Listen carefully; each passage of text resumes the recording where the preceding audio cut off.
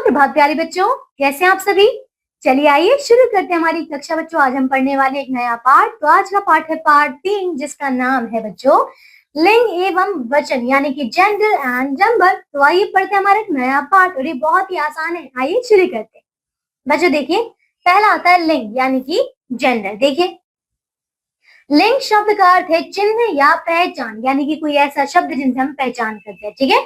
परिभाषा, जिस शब्द के द्वारा संज्ञा की जाति यानी कि बच्चों पुरुष जाति या स्त्री जाति का ज्ञान होता है उसे लिंग कहते हैं। ठीक है बच्चों। अब देखिए लिंग के भेद। तो ये है पुल्लिंग, पुल्लिंग यानी कि बच्चों मस्कुलिन जेंडर। ठीक है। और दूसरा बच्चों स्त्रीलिंग यानी कि फेमिनाइन जेंडर। ठीक है। तो ये बच्चों हैं हमारे दो इसके भेद।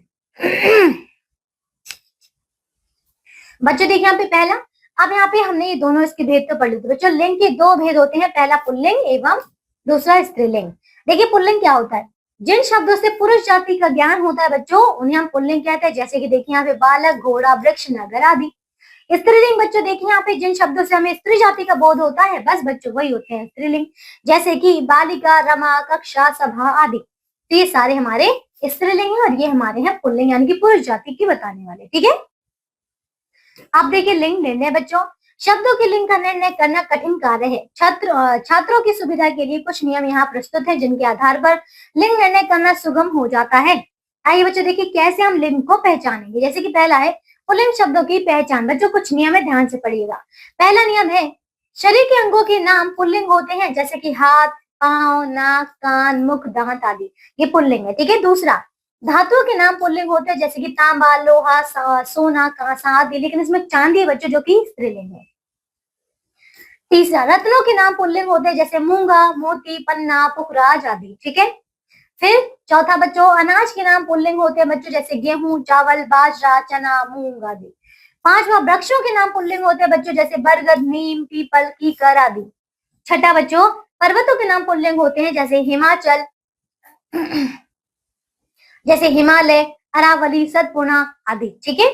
सातवां है संस्कृत के उकारांत पुल्लिंग एवं नपुंसक लिंग शब्द पुल्लिंग होते हैं, जैसे कि राम, बालक, फल, जल आदि। ठीक है बच्चों। तो संस्कृत वाले जो शब्द हैं वो कौन से अकारांत ये होते हैं हमारे पुल्लिंग, और नपुंसक भी बच्चों पुल्लिंग ये होते हैं। ठीक है, समझ गए। आइए आगे। अब बच्चों यहाँ पे देखिए आठवां नियम, हिंदी के तद्भव शब्द जो आकारांत हैं पुल्लिंग होते हैं, जैसे आ, का, आरा, आया, ओना, ओटा, पा, बाला, सरा आदि प्रत्ययों से युक्त शब्द पुल्लिंग होते हैं। ठीक है बच्चों। कि इन शब्दों से कोई शब्द अंत होता है तो फिर वो हो जाएगा पुल्लिंग। ठीक है।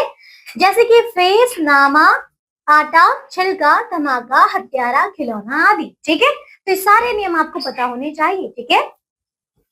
अभी बच्चों दूसरा बच्चों स्त्रीलिंग की पहचान। देखिए, पहला, हिंदी में आहट, वट तथा इन आदि प्रत्ययों से बने शब्द स्त्रीलिंग होते हैं। जैसे बच्चों यहाँ देखिए आहट, चिकनाहट, मिलावट, लुहारिन, सुनारिन आदि। समझ गए। तो इन बच्चों प्रत्ययों को याद रखिएगा। ठीक है। दूसरा है अकारांत स्त्रीलिंग शब्द, जैसे रमा, लता, हवा, कक्षा, सजा आदि। ये होते हैं बच्चों क्या स्त्रीलिंग। ठीक है बच्चों, कौन से अकारांत स्त्रीलिंग। ठीक है। तीसरा, तिथियों के नाम बच्चों, जैसे प्रतिपदा, द्वितीया है ना, द्वितीया, तृतीया आदि। चौथा है नक्षत्रों के नाम बच्चों, जैसे कि विशाखा, कृतिका, रोहिणी आदि। पांचवा है नदियों के नाम बच्चों, गंगा, यमुना, सरस्वती है ना। छठा है ईकारांत भाववाचक संज्ञाएं, जैसे बीमारी, अमीरी, गरीबी आदि। तो ये सारे के सारे बच्चों हमारे स्त्रीलिंग शब्दों में आते हैं। ठीक है। अब आगे आते हैं पुल्लिंग एवं स्त्रीलिंग शब्द। आइए इसे पढ़ें बच्चों। पुल्लिंग शब्द ये रहा, ये स्त्रीलिंग है। जैसे कि पुल्लिंग शब्द है बच्चों अध्यापक। ठीक है। तो अध्यापक का स्त्रीलिंग हो जाएगा अध्यापिका। ठीक है। शिक्षक का क्या है, शिक्षिका, जुलाहा, जुलाहिन। धोबी का है बच्चों धोबिन। सेठ का है सेठानी। देवर का देवरानी। पुत्र का पुत्री। लड़का का लड़की। यहाँ देखिए, बालक से बच्चों बालिका, लेखक से बच्चों क्या होगा लेखिका, नाई से नाइन, फिर माली से मालिन, जेठ से जेठानी, नौकर से नौकरानी, चाचा से चाची, देव से बच्चों क्या है देवी। ठीक है। इसी प्रकार से देखिए और भी बहुत सारे उदाहरण बच्चों, इन्हें अब आप खुद से पढ़ने का प्रयास करेंगे। ठीक है। आगे देखिए यहाँ पे पुत्रवान बच्चों, तो पुत्रवती। गुणवान से क्या होगा गुणवती। मोर से मोरनी। कवि से कवित्री। बैल से बच्चों गाय। रूपवान रूपवती। महान महती। शेर से शेरनी, ससुर, सास, ऊंट, ऊंटनी। समझ गए। तो सारे के सारे बच्चों हमारे स्त्रीलिंग और पुल्लिंग है। अब आगे आते हैं बच्चों, हमारा दूसरा विषय ये है वचन यानी कि नंबर। ठीक है। देखो, वाक्य में प्रयुक्त संज्ञा, सर्वनाम, विशेषण और क्रिया के जिस रूप में संख्या का बोध होता है उसे वचन कहते हैं। यानी कि बच्चों जिनसे हमें ये पता चले कि वो संख्या में कितने हैं, एक है या एक से ज्यादा, वो होते हैं बच्चों हमारे वचन।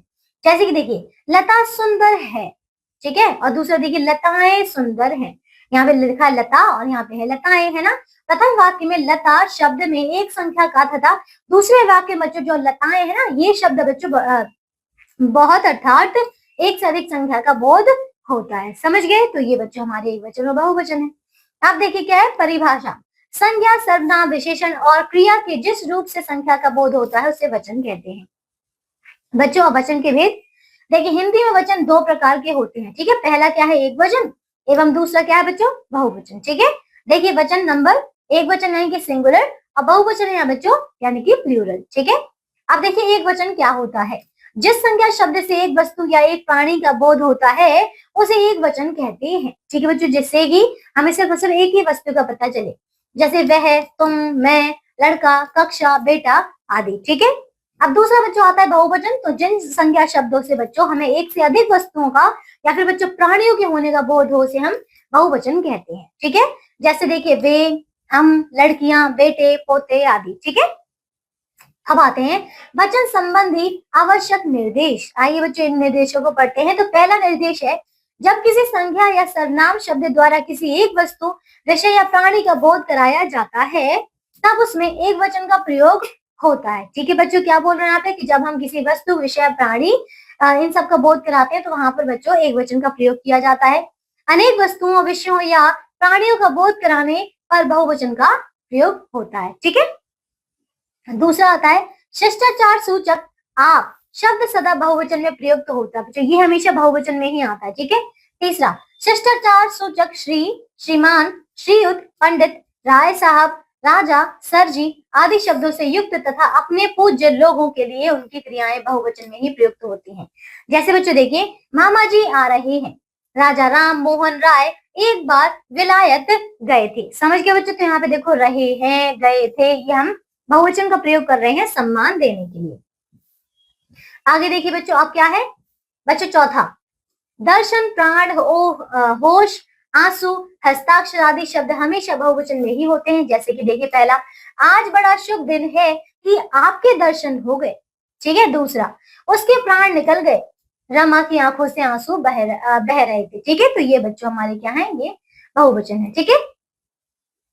आगे आइए वचन संबंधी भ्रांतियां, ठीक है बच्चों, कैसी कैसी हमसे गलतियां हो जाती है। देखिए जैसे कि पहला क्या है अशुद्ध में, यह मेरी माता है, ठीक है बच्चों।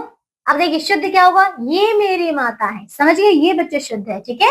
पूजनीयों, पूज्य जनों के लिए शिष्टाचार में बहुवचन का प्रयोग करते हैं, जैसे हमने यह की जगह पे ये का प्रयोग किया, ठीक है। दूसरा देखिए बच्चों अशुद्ध क्या है, जज ने कहा फैसला तो कल सुनाऊंगा, लेकिन इसका शुद्ध होगा कि जज ने कहा फैसला तो कल सुनाएंगे, ठीक है। अधिकारी लोग अपनी भाषा में बहुवचन का प्रयोग करते हैं। अभी बच्चों अशुद्ध है, उसका प्राण निकल गया, गलत बच्चों, शुद्ध होगा उसके प्राण निकल गए, ठीक है। प्राण बच्चों यहाँ पे इस प्राण का प्रयोग बहुवचन में होता है, ठीक है। अब आते हैं बच्चों एक वचन से बहुवचन बनाना, कैसे। एक वचन है बच्चों सड़क, तो सड़क का बहुवचन हो जाएगा सड़कें, आंख का क्या हो जाएगा आंखें, झील का हो जाएगा झीलें, ठीक है। इसी प्रकार देखिए यहाँ पे पेंसिल का बच्चों पेंसिलें, बात बातें, रात रातें, समझ गए। अब बच्चों यहाँ पर हमें कुछ नियम दिए जा रहे हैं, तो आइए इन्हें पढ़ते हैं। पहला नियम, आ अंत वाले शब्दों में ए लगाकर, जैसे कि बच्चों एक वचन है कमरा, तो रा को हमने क्या बना दिया रे, तो ये हो जाएगा कमरे, ठीक है बहुवचन। लड़का, लड़के, घोड़ा, घोड़े, इसी प्रकार देखिए कपड़ा, कपड़े, बकरा, बकरे, बेटा, बेटे, ठीक है।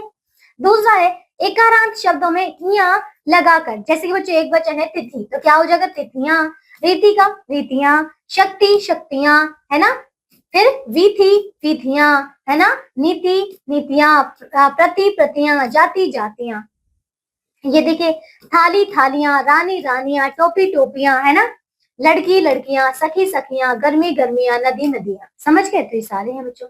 अब तीसरा है आकारांत उकारांत स्त्रीलिंग शब्द में ए लगाकर, जैसे कि एक वचन है लता, है ना, आकारांत है तो हमने क्या लगा दिया ए, तो बन जाएगा लताएं बहुवचन। इसी प्रकार कक्षा कक्षाएं, कथा कथाएं, ठीक है। फिर वस्तु वस्तुएं, बहु बहुएं, वधु वधुएं, ठीक है।